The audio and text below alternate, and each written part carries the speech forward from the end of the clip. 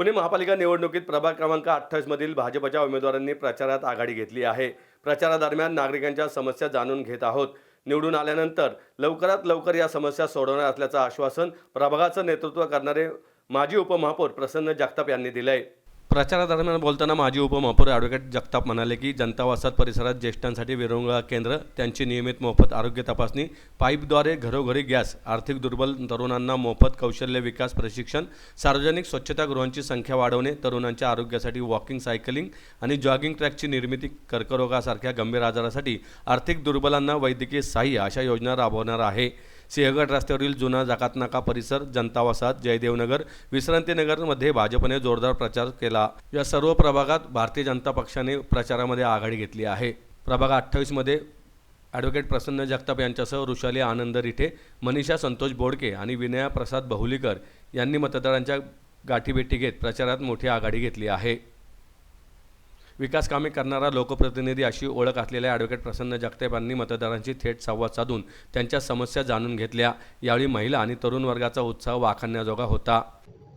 Bharatiya Janata party प्रभाग क्रमांक 28 जनता वसाहत हिंगणे खुर्द भारतीय जनता पार्टीचे अधिकृत उमेदवार 3 आहेत। अ मध्ये सौ ऋषाली आनंद रिठे आहेत, ब मध्ये 3 आहेत, अनुक्रमांक सौ मनीषा संतोष बोडके, क मध्ये 5 क्रमांकावर विनया प्रसाद बहुलीकर आणि ड मध्ये 3 अनुक्रमांकावर ॲडव्होकेट प्रसन्नदादा जगताप असे 4 उमेदवार आहेत। तर सर्व चारीच्या चारी उमेदवार नक्कीच निवडून येतील अशी मी सर्व कार्यकर्त्यांच्या वतीने व मी भेटलेल्या सर्व प्रतिनिधींच्या वतीने देतो।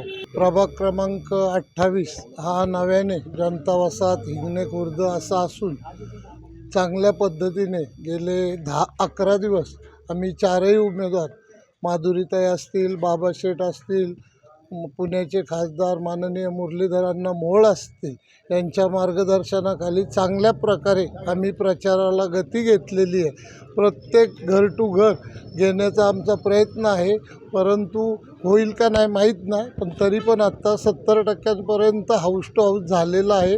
उरलेलं पुढच्या काळात करणार आहे। प्रत्येक प्रभागात वेगवेगळ्या मागण्या असतात, प्रत्येक विभागात वेगवेगळ्या मागण्या असतात, ते आम्ही बरेच कामं मार्गी लावणार आहे। पुढच्या काळामध्ये आम्ही निवडून आल्यावर आम्ही ऐकून घेतलं नागरिकांचं, त्यांच्याशी पुढच्या काळात संवाद साधून त्यांची कामे मार्गी लावणार आहे। नाही तसं काही नाही, भाजप पार्टी देशातली सर्वात बलस्थानी आहे। केंद्राचे आमचे देशाचे पंतप्रधान माननीय मोदी साहेब असतील, फडणवीस साहेब असतील, यांच्या नेतृत्वाखाली पुणे शहरात आम्ही चांगल्या पद्धतीने आघाडी असो अथवा नसो, मैत्रीपूर्व लढत असो अथवा नसो, सर्वांना सामोरे जाण्यास आम्ही तयार आहोत। काल तुम्ही फडणवीस साहेबांचं टी व्हीवर पाहिलंच असेल, मेट्रो फुकट। तर मग मी सुद्धा आज सांगू शकतो, फडणवीस साहेब असे म्हटले की रेल्वेचं तिकीट महिलांना आम्ही फुकट देतो।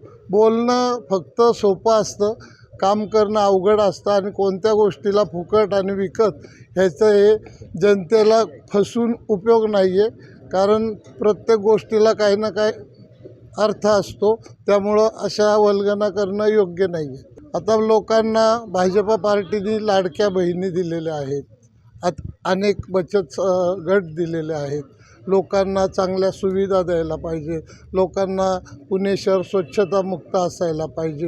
ह्या भटक्या कुत्र्यांचा त्रास होतो आहे, त्याच्यावर काहीतरी पुणे महानगरपालिका आणि आम्ही त्याच्यावर निर्णय काहीतरी घेऊया, अशा अनेक माध्यमातून आम्ही पुण्यासमोर जाण्यास तयार आहोत। माझं नाव दिनेश आचार्य, मी या वॉर्डाचा माजी 2 वेळा अध्यक्ष आहे। या वॉर्डामध्ये शिवसेना कधीच नव्हती, या वॉर्डात फक्त भाजप होतं आणि भाजप जे वाढलं, आता याच्यानंतर काही गोष्टी आहेत। आता दादांच्याकडे हे आमचे हक्काचे माणूस आहेत, आम्हाला जे काही अडचणी असतील आम्ही त्यांच्याकडे कधी हक्काने जाऊ शकतो।